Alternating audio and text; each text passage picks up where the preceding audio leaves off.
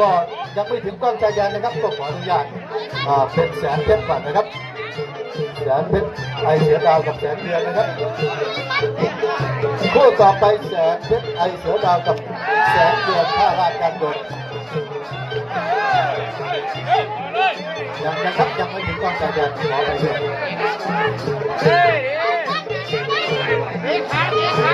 ครับยกแรกความมันสะใจตัวนี้ถูกกันยอดศิลาเล็กโดดเทศบาลกับทางด้านของโดดทองผู้หลังใหญ่เอาว่ากันเลยครับผ้ายกถึงกันจุกคู่เลยดีเกียรติครับอัปปาดเลยครับบ้าไปเลยเด็กดีรถโตรายการยิงดาวครับประเภทเตี้ยรับหนึ่งทางด้านของโดดเทศบาลเนี่ยเพราะว่าใหญ่เดือดเจอมาแล้วเจ้า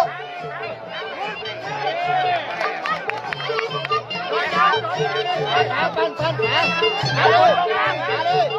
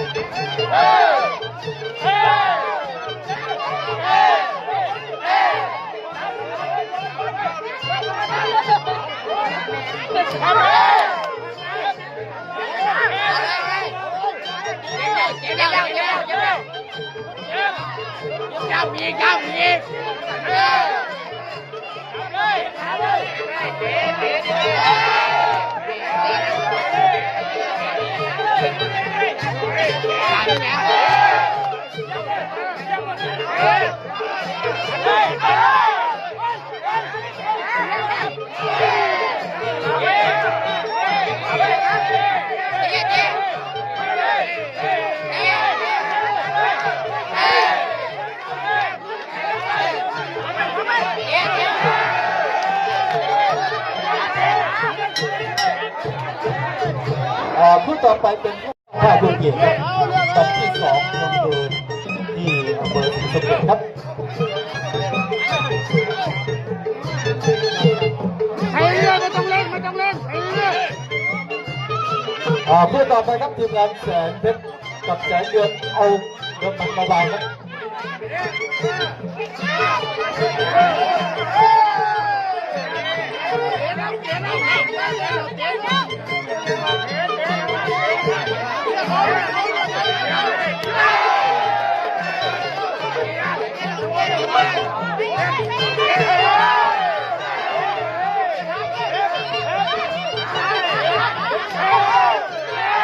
เอาแล้วครับผลหยอกมาแล้วเสริมใจเย็นลูกสาวสาวไม่ใช่ปัญหาครับยังจับโอ้ก็ยกตูนมาตูนสเต็ปเ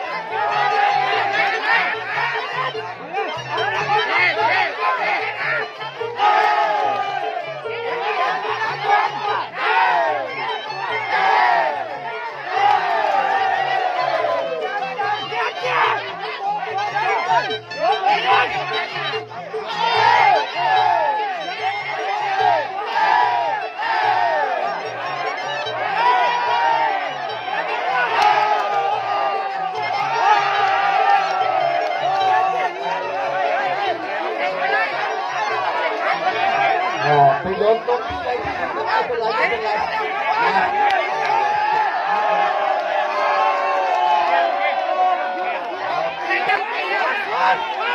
ขอโทษขออภัยกันครับสู้ๆสูงไป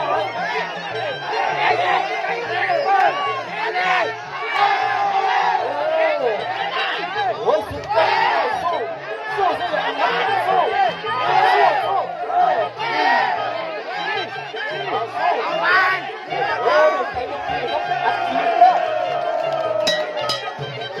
นี่เสียโก้บอกว่าเราไม่ต้องปล่อยให้เขาว่าเอาสติ๊กสู้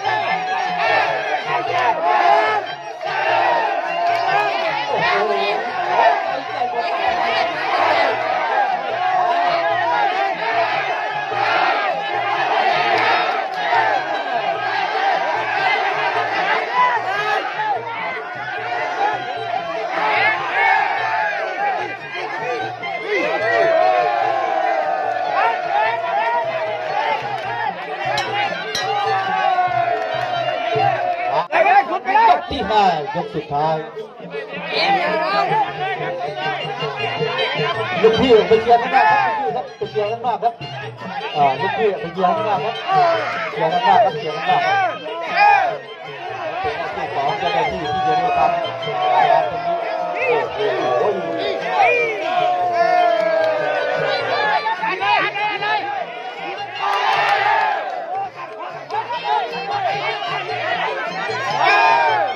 โอ้โหครับสุดยอดเอา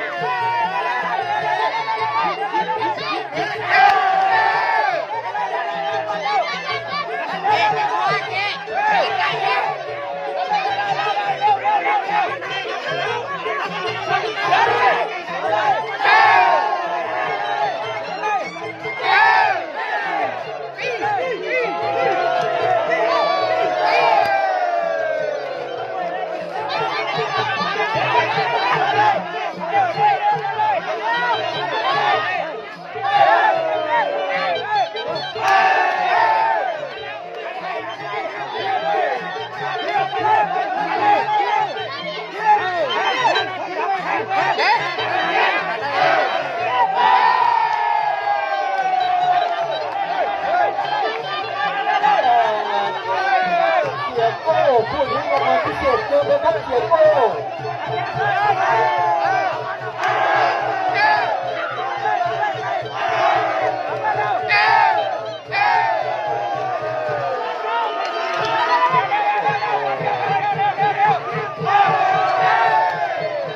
ทุกดอกดีทุกดอกครับ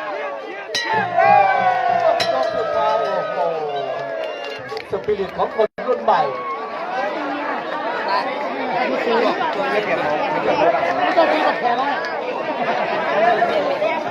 แพ้ชนะเป็นเรื่องกีฬาครับ